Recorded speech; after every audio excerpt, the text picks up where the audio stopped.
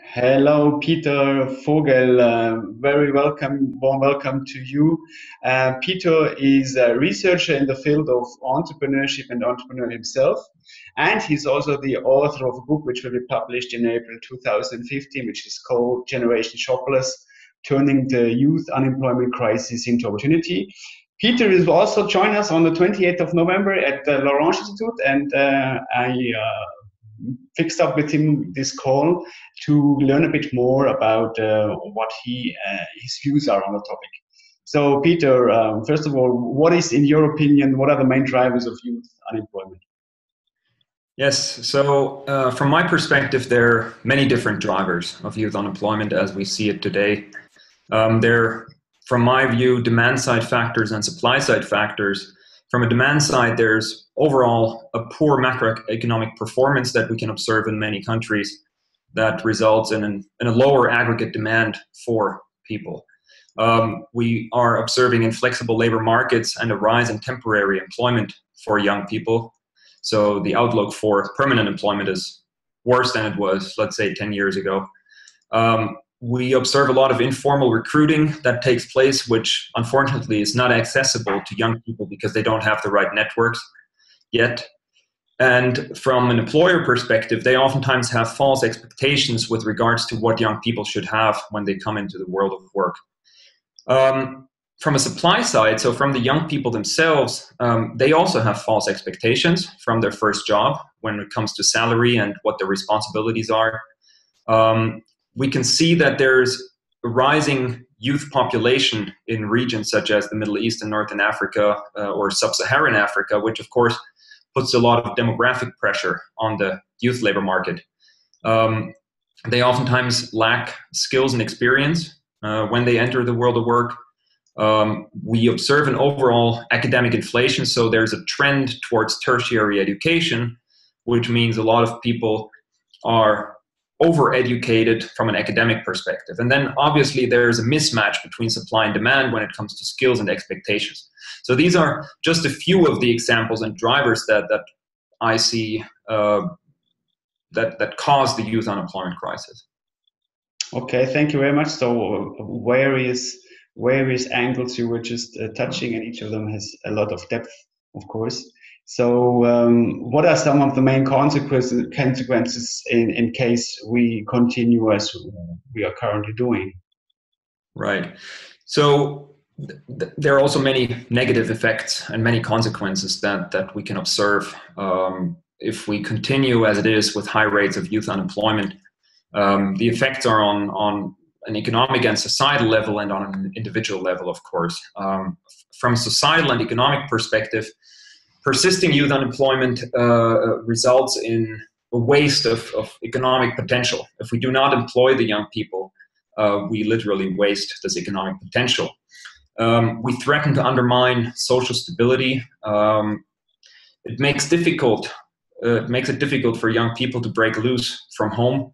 So they have a hard time becoming independent individuals, independent adults. We can observe, or we're going at a risk of a brain drain towards countries that do have opportunities for young people. We see a result in losses of tax earnings from a country perspective, increased criminality, antisocial behavior, etc., etc. On an individual level, the effects of youth unemployment are even worse for young people than compared to adults when they're unemployed. Youth unemployment has extremely harsh scarring effects on young people's human capital and social capital, negative lifelong effects on earnings, negative effects on psychosocial development and well-being of the people, healthiness. They will not be able to develop the right work ethics and skills.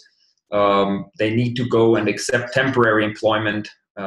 And one of the effects is if you've been unemployed, the probability of subsequent unemployment increases. So those are some of the main consequences if we do not act quickly enough.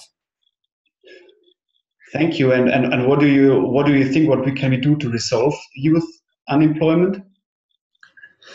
So the thing is that basically what happened over the past years is that everybody started talking about youth unemployment. You could see, at least on a weekly basis, every newspaper, every blog, every website has featured some news article, some report about youth unemployment, typically reporting about Greece and Spain having passed 50, now 60%, and so on and so forth. The problem is that beyond the hopping on board of the youth unemployment debate, very few have actually turned to action and actually doing something against youth unemployment. So what I've done over the past 2 years was to look for initiatives specifically that have a proven track record at tackling youth unemployment.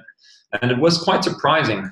So I took a multi-stakeholder approach, looking at it from an educator perspective, employer perspective, policymakers, from the young people's perspective, bottom-up grassroots initiatives. And I came up with quite a lot of really nice initiatives. So there is a lot going on.